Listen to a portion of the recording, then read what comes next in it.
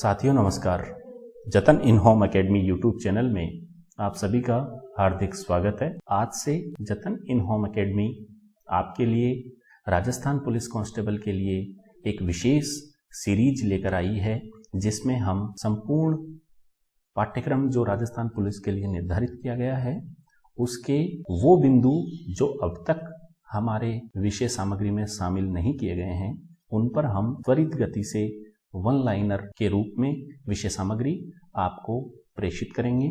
और यह विषय सामग्री पूर्णतया राजस्थान बोर्ड की किताबों से, एनसीईआरटी द्वारा निर्धारित किताबों से आपके समक्ष नोट्स बनाकर प्रस्तुत की जा रही है। मुझे उम्मीद ही नहीं, पूर्ण विश्वास है कि इन बिंदुओं के बाहर आपके प्रश्न नहीं आएंगे। तो मेरी आपसे यही अपील है कि आप इनको कंठस्थ कर लें, बार बार वीडियो को देखें, अधिक से अधिक लोगों तक इसको शेयर करें, ताकि विद्यार्थियों को, प्रतियोगी परीक्षा की तैयारी करने वालों को सही मार्गदर्शन प्राप्त हो सके। बिना समय गंवाए आज हम ले चलते हैं आपको संयुक्त राष्ट्र संघ के बिंदु पर। मित्रों, संयुक्त राष्ट्र संघ को संयुक्त राष्ट्र अथवा यूनाइटेड नेशन का नाम अमेरिका के तत्कालीन राष्ट्रपति फ्रैंकलिन डी रूजवेल्ट के द्वारा दिया गया था। मित्रों, हम यहाँ पर डिटेल में नहीं जाकर सिर्फ वन लाइनर के रूप में फैक्ट पढ़ेंगे और आपकी परीक्षा को दृष्टिगत रखते हुए हमने ये विषय सामग्री तैयार की है। तो आप सिर्फ हमारे तथ्यों को और हमारी व्याख्याओं को समझें, उसके बाद जिम्मेदारी हमारी है। दूसरा महत्वपूर्ण बिंदु है, संयुक्त राष्ट्र संघ की स्थापना 24 अक्टूबर 1945 ईस्वी को हुई थी। संयुक्त राष्ट्र संघ के संस्थापक सदस्यों देशों की संख्या 51 थी। ये महत्वपूर्ण है कि संयुक्त राष्ट्र संघ के संस्थापक सदस्य कितने थे? 51। अब इसकी व्याख्या अगर हम देखें तो 26 जून 1945 ईस्वी को अधिकार पत्र पर यद्यपि 50 राष्ट्रों के प्रतिनिधियों ने ही हस्ताक्षर किए थे, किंतु पोलैंड 51वां संस्थापक सदस्य था जिसने इस पर अधिकार पत्र पर हस्ताक्षर कर दिए थे। इसलिए कुल सदस्य हो गए थे 51। फोर्थ बिंदु है, वर्तमान में संयुक्त राष्ट्र संघ के सदस्य देशों की संख्या कितनी है? 193। 193 कुल सदस्य देश हैं वर्तमान में संयुक्त राष्ट्र संघ के। इसकी व्याख्या अगर हम देखें तो 193वां देश है दक्षिणी सूडान।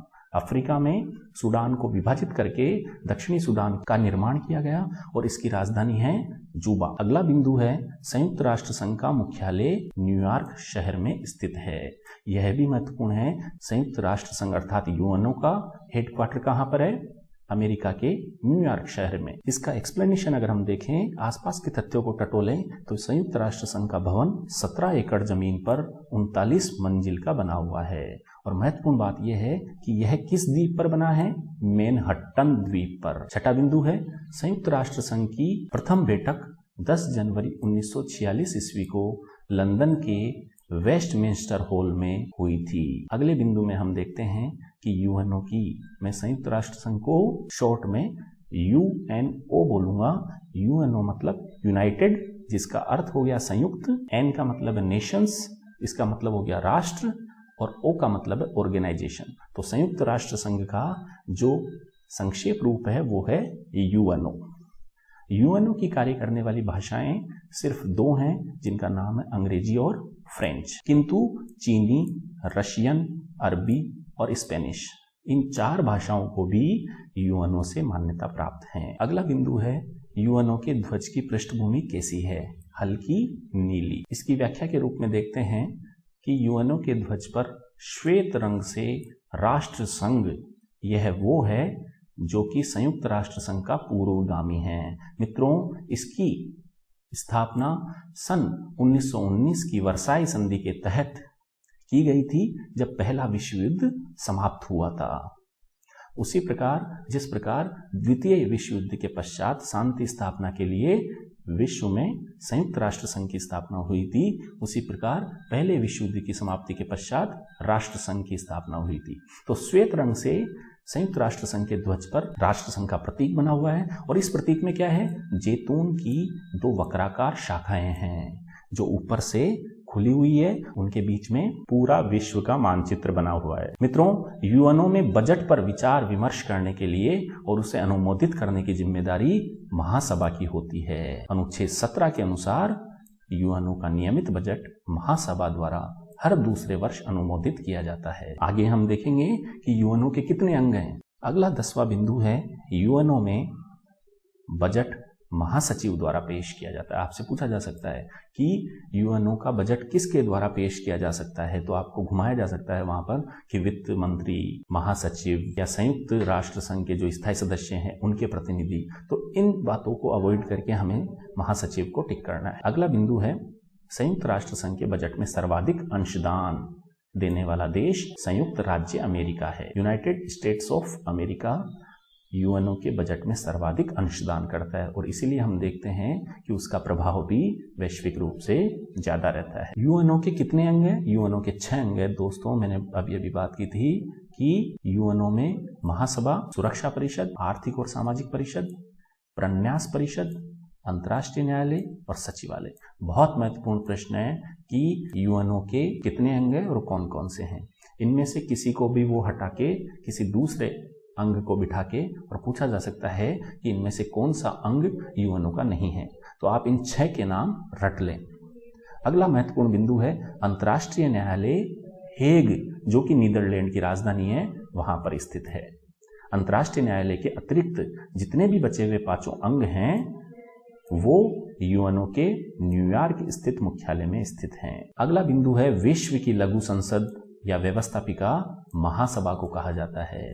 मित्रों, जो पार्लियामेंट है वर्ल्ड की, उसका नाम महासभा है। संयुक्त राष्ट्र संघ के महासभा वाले अंग को हम विश्व की लघु संसद या विश्व की व्यवस्थापिका या विश्व की पार्लियामेंट कह सकते हैं। इसकी व्याख्या अगर हम देखें तो यूएनओ की महासभा में सभी सदस्य देशों के प्रतिनिधि शामिल होते हैं, अर्थात 193 जो देश हैं इसके वर्तमान में, उनके प्रतिनिधि शामिल होंगे। प्रत्येक देश इसमें 5 प्रतिनिधि भेजेगा, लेकिन उसका वोट कितना होता है? सिर्फ 1 ही होता है। महासभा का नियमित सत्र प्रत्येक वर्ष सितंबर माह में शुरू होकर, जो कि तीसरे मंगलवार को शुरू होता है और दिसंबर के मध्य तक जाता है। अगला बिंदु है कि दुनिया का पुलिसमैन सुरक्षा परिषद को कहा जाता है। काफी महत्वपूर्ण बात है कि सुरक्षा परिषद को किसका दर्जा प्राप्त है? दुनिया के पुलिसमैन का। व्याख्या अगर हम देखें तो यूएनओ की सुरक्षा परिषद एक कार्यपालिका के समान है, जो इसका महत्वपूर्ण अंग भी है। अंतर्राष्ट्रीय शांति और सुरक्षा को बनाए रखने के लिए इसकी रचना की गई, इसकी स्थापना की गई। सुरक्षा परिषद में कुल कितने सदस्य होते हैं? 15 सदस्य होते हैं, जिसमें से 5 स्थायी और 10 अस्थायी सदस्य हैं। अगले बिंदु में हम इनकी विवेचना देखेंगे। संयुक्त राष्ट्र संघ की सुरक्षा परिषद के 5 स्थायी सदस्य अमेरिका, रूस, ब्रिटेन, फ्रांस और चीन हैं। काफी महत्वपूर्ण तथ्य है, इसे हृदयंगम कर लें कि 5 सदस्य देश यूएनओ के स्थायी रूप से कौन कौन से हैं? सिर्फ अमेरिका, रूस, ब्रिटेन, फ्रांस और चीन। संयुक्त राष्ट्र संघ में वीटो का उपयोग सबसे अधिक बार सोवियत संघ ने किया, जिसका वर्तमान में नाम क्या है? रूस। व्याख्या अगर हम देखें तो मार्च 1971 ईस्वी में रोडेशिया के प्रश्न पर अमेरिका ने भी वीटो का पहली बार उपयोग किया था। मतलब पहला उपयोग अमेरिका ने किया है, किंतु सबसे अधिक बार उपयोग रूस ने किया है। अब वीटो क्या है? वीटो अर्थात निषेधाधिकार का अर्थ है कि यदि कोई स्थायी सदस्य किसी निर्णय से सहमत नहीं है तो वह नकारात्मक मतदान करके अपने वीटो के अधिकार का उपयोग कर सकता है। अर्थात वो किसी भी प्रश्न पर एंटी वोट कर सकता है, विपक्ष में मत कर सकता है। और ऐसी स्थिति में सुरक्षा परिषद के 15 सदस्यों में से 14 देशों के समर्थन के बावजूद भी प्रस्ताव स्वीकृत नहीं होता है। अर्थात ये महत्वपूर्ण हो गया कि स्थायी जो सदस्य हैं उनका वोट अधिक महत्वपूर्ण है बजाय 10 अस्थायी सदस्यों के। संयुक्त राष्ट्र मानवाधिकार परिषद का गठन जून 2006 में किया गया। व्याख्या अगर हम देखें तो संयुक्त राष्ट्र मानवाधिकार परिषद ने मानवाधिकार आयोग का स्थान लिया है और इस परिषद के 47 सदस्य हैं। कितने सदस्य हैं? 47।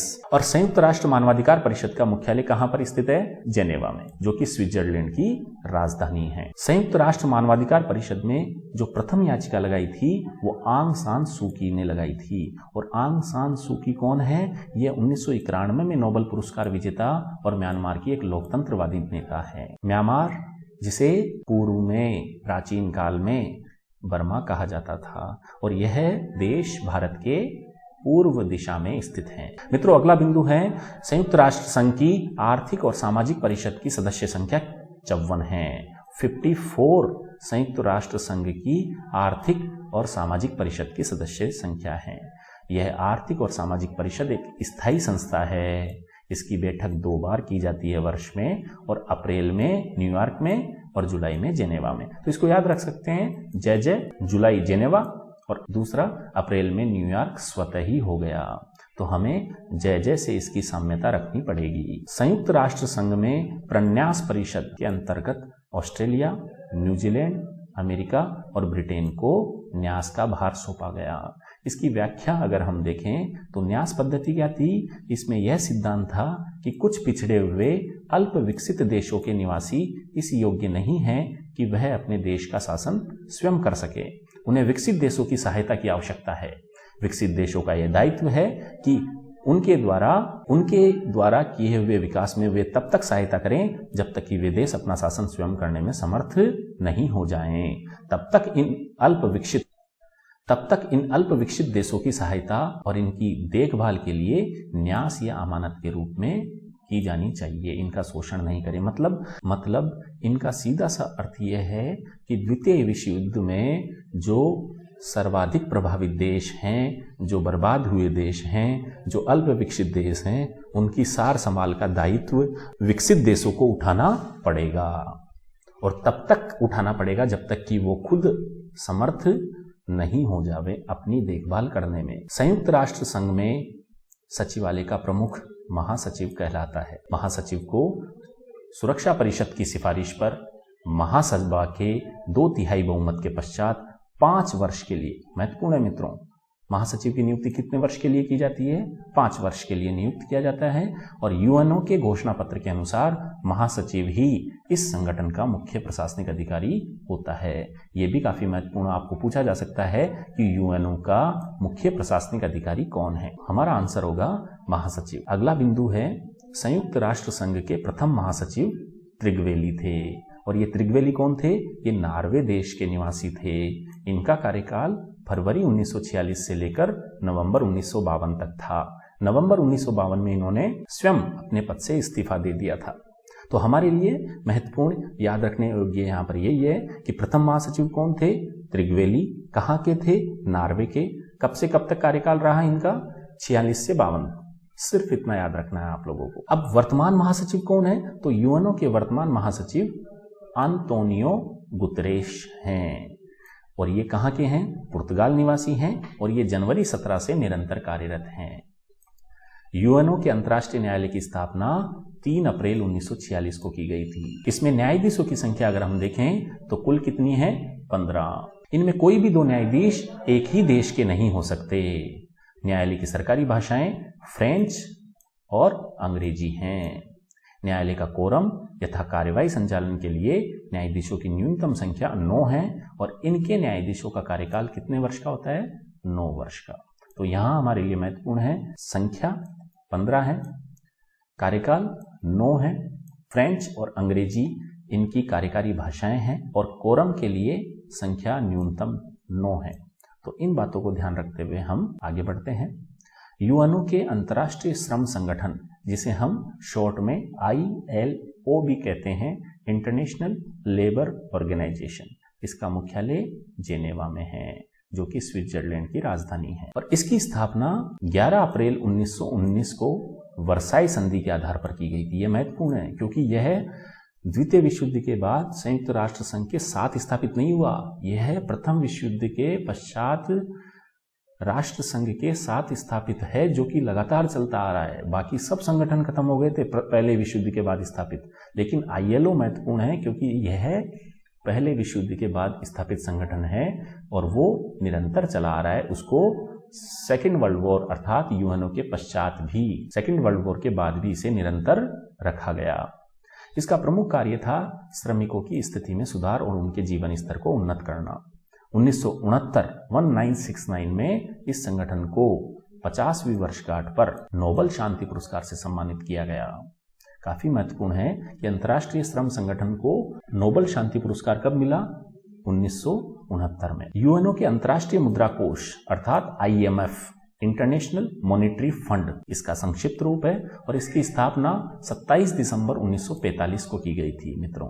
और इसका मुख्यालय अगर हम देखें तो वाशिंगटन डीसी में है और वाशिंगटन डीसी संयुक्त राज्य अमेरिका की राजधानी है मित्रों। वहां पर 2 वाशिंगटन हैं और इसीलिए राजधानी को अलग करने के लिए उसके आगे डीसी लगा दिया गया। इसका पूर्ण रूप है डिस्ट्रिक्ट ऑफ कोलंबिया। अगले बिंदु की तरफ बढ़ते हैं। विश्व बैंक अर्थात वर्ल्ड बैंक की स्थापना कब की गई? 1945 ईस्वी में। मित्रों, इसका मुख्यालय भी वाशिंगटन डीसी में है। ये दोनों संस्थाएं आज के युग में, आज के विश्व में अपना महत्वपूर्ण प्रभाव रखती हैं, इसलिए हम इनकी स्थापना और इनका मुख्यालय याद रखेंगे। यूनेस्को का मुख्यालय कहां पर है?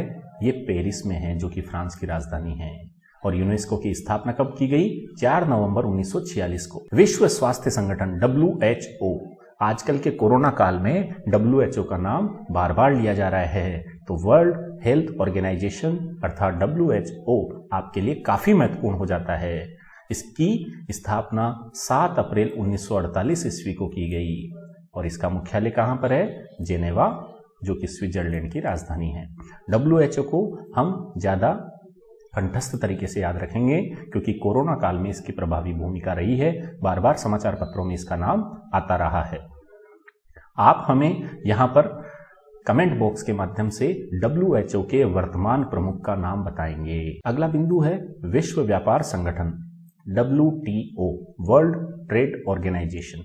इसकी स्थापना 1 जनवरी 1995 ईस्वी को की गई और इसका मुख्यालय जेनेवा, स्विट्जरलैंड में है। रासायनिक हथियार निषेध संगठन, इसका मुख्यालय हेग, जो कि नीदरलैंड की राजधानी में है। इस संगठन की स्थापना 29 अप्रैल 1997 को की गई। यह बिंदु इतना महत्वपूर्ण नहीं है, आप उन्हीं बिंदुओं को ज्यादा महत्वपूर्ण तरीके से याद रखें जिन पर मैं ज्यादा जोर दे रहा हूं। मित्रों, मेरे प्रतियोगी परीक्षाओं के अनुभव से मैं ये कह सकता हूं कि इस विषय सामग्री से बाहर आपके प्रश्न किसी भी सूरत में नहीं आएगा UNO से रिलेटेड, और जिन पे मैं ज्यादा इंफेसिस दे रहा हूं उनको आपको ज्यादा सतर्कता से पढ़ना है। संयुक्त राष्ट्र संघ की स्थापना द्वितीय विश्व युद्ध के बाद हुई, जैसा कि मैं प्रारंभ से ही चर्चा करता आ रहा हूं। संयुक्त राष्ट्र संघ का जन्मदाता अटलांटिक चार्टर अर्थात अटलांटिक घोषणा को माना जाता है। अब ये अटलांटिक चार्टर क्या है? तो 14 अगस्त 1941 को ब्रिटेन के प्रधानमंत्री चर्चिल, गलत प्रिंट हो गया यहाँ पर, चरित्र नहीं चर्चिल है ये, और अमेरिका के राष्ट्रपति रूजवेल्ट ने संयुक्त रूप से एक घोषणा की और यह घोषणा अटलांटिक महासागर पर एक जहाज पर अर्थात युद्धपोत पर की गई थी और इसी कारण इसे अटलांटिक घोषणा का नाम दिया गया। इस घोषणा में यह कहा गया कि हम साम्राज्यवादी भावना नहीं रखते हैं, हम चाहते हैं कि प्रत्येक राष्ट्र का शासन जनमत के आधार पर चले, सभी राष्ट्रों में पारस्परिक आर्थिक सहयोग हो, युद्ध के बाद पराजित राष्ट्र दोबारा प्रतिष्ठित हों, उन्हें पूर्ण स्वतंत्रता प्राप्त हो, प्रत्येक राष्ट्र युद्ध सामग्री में कमी करके अंतर्राष्ट्रीय शांति के लिए प्रयत्न करें। इस घोषणा पर 26 राष्ट्रों ने जनवरी 1942 में हस्ताक्षर किए और सोवियत रूस के हस्ताक्षर करते ही इस संगठन में जान आ गई, अर्थात संयुक्त राष्ट्र संघ की स्थापना का मार्ग दृढ़तापूर्वक प्रशस्त हो गया। एक और महत्वपूर्ण बिंदु है कि आपसे पूछ लिया जाए संयुक्त राष्ट्र संघ दिवस कब मनाया जाता है, तो उसका उत्तर है 24 अक्टूबर, क्योंकि 24 अक्टूबर 1945 को संयुक्त राष्ट्र संघ का चार्टर लागू हुआ था, इसका संविधान लागू हुआ था। अगला बिंदु है संयुक्त राष्ट्र संघ का विधान। संयुक्त राष्ट्र संघ के चार्टर को कहा जाता है, जैसा कि मैंने अभी अभी आपको बताया। अगले बिंदु में हम देखते हैं कि संयुक्त राष्ट्र संघ की आधिकारिक मुहर के डिजाइन महासभा द्वारा 1946 में स्वीकृत किए गए थे और इस मुहर में विश्व का नक्शा जैतून की टहनियों से घिरा हुआ दर्शाया गया है। अगला बिंदु है UNO का प्रतिनिधित्व महासचिव करता है। सुरक्षा परिषद की बैठक 14 दिन में एक बार होनी जरूरी है। इसकी व्याख्या अगर हम देखें तो अंतर्राष्ट्रीय शांति और सुरक्षा को यदि खतरा उत्पन्न हो जाए तो इसकी बैठक 24 घंटे की सूचना पर भी बुलाई जा सकती है। अगला बिंदु है संयुक्त राष्ट्र संघ की सुरक्षा परिषद के लिए भारत ने अपना दावा 23 दिसंबर 2004 ईस्वी को प्रस्तुत किया। काफी महत्वपूर्ण है, आप भारत के नागरिक हैं और यह आपके लिए काफी महत्वपूर्ण तथ्य है कि UNO में सुरक्षा परिषद की स्थायी सदस्यता के लिए भारत ने आवेदन या दावा कब प्रस्तुत किया? 23 दिसंबर 2004 को। अमेरिका द्वारा प्रशासित प्रशांत द्वीप पलाऊ के स्वतंत्र होने के बाद ही न्यास परिषद, जो कि संयुक्त राष्ट्र संघ के 6 अंगों में शामिल है, उसके कार्य लगभग समाप्त हो गए। अंतर्राष्ट्रीय न्यायालय के पृथक संविधान को अंतर्राष्ट्रीय न्यायालय की संविधा कहा जाता है, संविधि कहा जाता है। संयुक्त राष्ट्र संघ में सचिवालय के सभी कर्मचारी विश्व नागरिक कहलाते हैं। किस संज्ञा से संबोधित किए जाते हैं? विश्व नागरिक। यह भी हमारे लिए काफी महत्वपूर्ण है। यूनेस्को बहुत महत्वपूर्ण संगठन है वर्तमान में। इसका पूरा नाम है संयुक्त राष्ट्र शैक्षिक, वैज्ञानिक तथा सांस्कृतिक संगठन। इसकी स्थापना 4 नवंबर 1946 को हुई और इसका कार्यालय कहाँ पर है? पेरिस में, जो कि फ्रांस की राजधानी है मित्रों। 45वां बिंदु है संयुक्त राष्ट्र बाल संकट कोष, यूनिसेफ नाम से लोकप्रिय है। यह महिलाओं और बच्चों के लिए कल्याणकारी योजनाएं, कल्याणकारी कार्यक्रम संपादित करता है। इसकी व्याख्या अगर हम देखें तो द्वितीय विश्व युद्ध के बाद शिशुओं को राहत पहुंचाने के उद्देश्य से इसका मुख्यालय न्यूयॉर्क में है और 1969 में इसे भी शांति का नोबेल पुरस्कार प्रदान किया गया था मित्रों। अगला बिंदु है यूएनओ की स्थापना में अनेक सम्मेलनों का योगदान है। इसकी स्थापना से पहले काफी बार वैश्विक नेता इकट्ठे होकर सम्मेलनों का आयोजन किया था, मीटिंग्स का आयोजन किया था। तो कई बार परीक्षाओं में इन सम्मेलनों का क्रम पूछ लिया जाता है, इनका नाम पूछ लिया जाता है। तो आप यहाँ याद रखेंगे, पहला है अटलांटिक चार्टर, जो कि 14 अगस्त 1941 को हुआ। फिर उसके बाद कासाब्लांका सम्मेलन, फिर उसके बाद मॉस्को सम्मेलन, फिर उसके बाद तेहरान सम्मेलन, फिर याल्टा सम्मेलन और 25 अप्रैल 1945 को अंतिम सम्मेलन के रूप में सैन फ्रांसिस्को में वैश्विक नेता इकट्ठे होकर इसकी स्थापना को अंतिम रूप देते हैं। अगला बिंदु है यूएनओ की सदस्यता के प्रत्याहार के संबंध में चार्टर मौन है।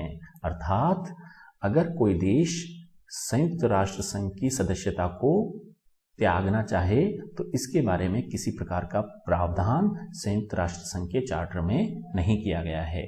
इसके विपरीत अगर कोई देश यूएनओ के नियमों का, कानूनों का अगर उल्लंघन करता है तो उसको सदस्यता से महासभा द्वारा विच्छेदित किया जा सकता है। 48वां बिंदु है आर्थिक और सामाजिक परिषद के प्रारंभिक सदस्य कितने थे?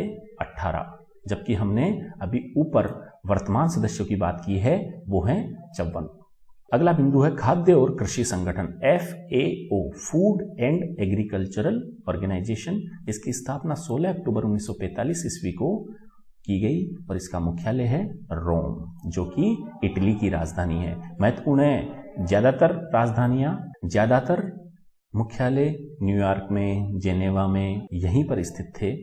पहला मुख्यालय है जो कि रोम में है। तो यह हमारे लिए विभिन्न हो जाता है, तो परीक्षा की दृष्टि से महत्वपूर्ण भी हो जाता है। अगला बिंदु है 10 दिसंबर 1948 को महासभा ने मानव अधिकारों का एक वैश्विक घोषणा पत्र स्वीकार किया और इसीलिए प्रतिवर्ष मानवाधिकार दिवस विश्व में 10 दिसंबर को मनाया जाता है मित्रों। तो यूएनओ आपकी राजस्थान पुलिस भर्ती परीक्षा को देखते हुए यह सामग्री तैयार की गई है और आप सभी का वीडियो देखने के लिए जतन इन होम एकेडमी हार्दिक आभार प्रकट करती है। मुझे उम्मीद है कि आप इस मैटर को, इस वीडियो को ज़्यादा से ज़्यादा शेयर करेंगे, लाइक करेंगे, जिससे कि यह उपयोगी सामग्री अधिकाधिक बच्चों तक पहुंच सके। जल्द ही आपके लिए दूसरा बिंदु लाया जाएगा। इसके अलावा मैं यह स्पष्ट कर दूं कि आपके सिलेबस के काफ़ी बिंदु रीट भर्ती परीक्षा से मैच करते हैं। तो आप हमारे YouTube चैनल के प्लेलिस्ट में जाकर जो रीट लेवल 2 SST विषय से संबंधित प्लेलिस्ट है उसका अवलोकन करें, उसको देखें और आपके पाठ्यक्रम से संबंधित बिंदुओं को आप वहां से देख सकते हैं। मैंने बड़े डिटेल से उसको तैयार किया है। अभी चूंकि आपकी नवंबर में परीक्षा है, इसलिए हमने उपयोगी विषय सामग्री को वन लाइनर के रूप में सेट करके त्वरित गति से आपके लिए वीडियो तैयार किया है। जल्द ही हम अगले बिंदु को आपके समक्ष प्रस्तुत करेंगे। तब तक के लिए जय हिंद, जय भारत।